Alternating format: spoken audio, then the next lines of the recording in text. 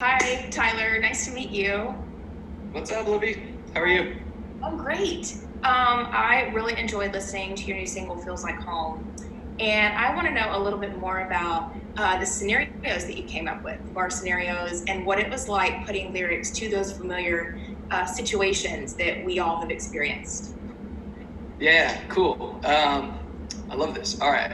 So the first line, some out-of-tune singer sings songs we grew up on. I picture many things. So I'm picturing karaoke at a random dive bar in the middle of nowhere, and you walk in, and the worst singer in town is up there belting Carrie Underwood. And it doesn't matter how bad it sounds, because it's like, yeah, this is what it's supposed to be like. This is awesome.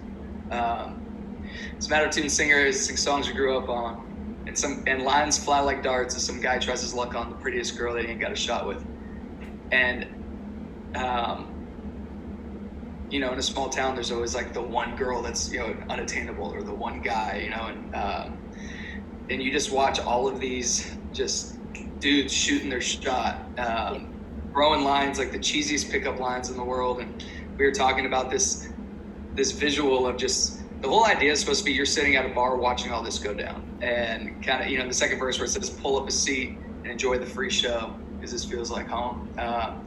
It's like, when I wrote it, I just pictured my band and I, because there's always a couple hours after sound check before we have to go back and get the show started.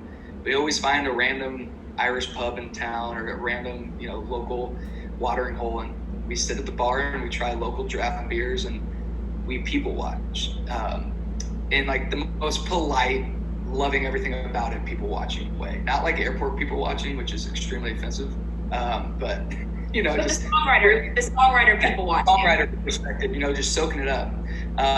And we're just laughing. There's always like guys that just have no shot in the world talking to that one girl in the bar and throwing cheesy lines like darts, and I've got the lyrics right here, actually. Let's see.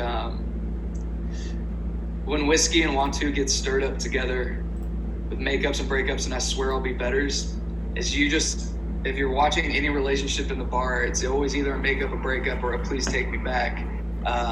Sometimes all of those in the exact same moment. And it's, yeah, I've never actually fully dissected the lyrics like that before. I like that question. That's cool. This hole in the wall has a hell of a view. So nobody likes the Clown Motel, probably, other than the people that made the Clown Motel, right? Like, this hole in the wall, like, you don't appreciate things unless it's yours, unless you have that attachment to it. Whether that means you grew up next to it, you've been going to it since you were a kid. Like the Santa Cruz Beach Boardwalk, there's nothing glamorous or nice about that, but I grew up going there. And so when I took Sabina there on my road trip, there's one, that's my tourist spot.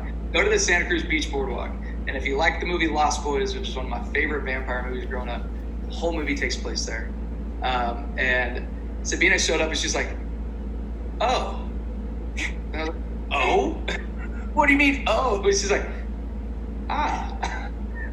It's like this hole in the wall. It's like, it's nothing really special. It's got a hell of a view to the people that love it, and it's just like, if you order one more, you'll see it too. Because once you're drunk, everything's pretty.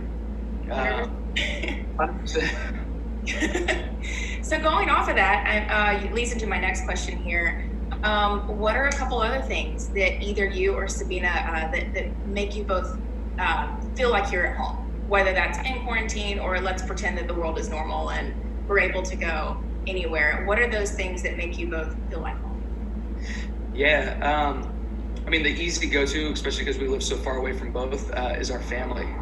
Anytime we could be with our family, whether it's on tour or anything, that constant, like that denominator between us, that I could be, middle of nowhere, Iowa, and if one of my family members is there, with me, it's always gonna feel like I'm home.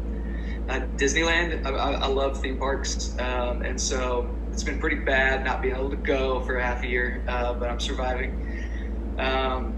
Just anything I grew up around, anytime I get out on a beach, sand and water always feels like home. Halloween, anything on October for me feels like home. I love horror movies. I love everything embodied, like with like spooky, like New Orleans, like that kind of stuff. pubs. Are you haunted houses? Or haunted houses thing? Yeah. I can be in the middle of a haunted house, like the craziest maze you've ever experienced, where you're alone and people are touching you, and be like, "This is home." This is. That's so funny. Maybe not to that extent, but feels home to me is a lot of very specific places. It's Chicago. Like there's nothing like Chicago in the winter. I don't care if it's a wind chill of -10 degrees. The doormen with their hats and Frank Sinatra playing on the streets. That is one of my favorite feelings ever. Like I'll always go in January, February, usually, even if I'm not playing a show, just like a random date night with her, just to go. Boston, we love Boston. New York City, a lot of people hate it. They're terrified of it. Everything about it, the little restaurants in the alleys, random little bars with 5 seats. Anywhere you can have like a real conversation with a real local. Any Irish cultural traditions that you appreciate? Yeah. Man, that's great. I appreciate the river dance. And I don't even know if actual Irish people enjoy the river dance.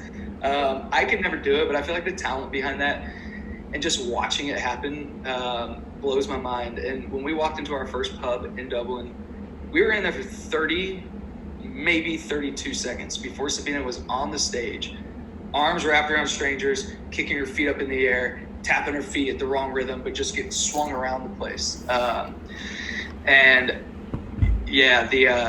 The Irish tradition of drinking, I drink in moderation, but I feel like they drink right, I guess that's good.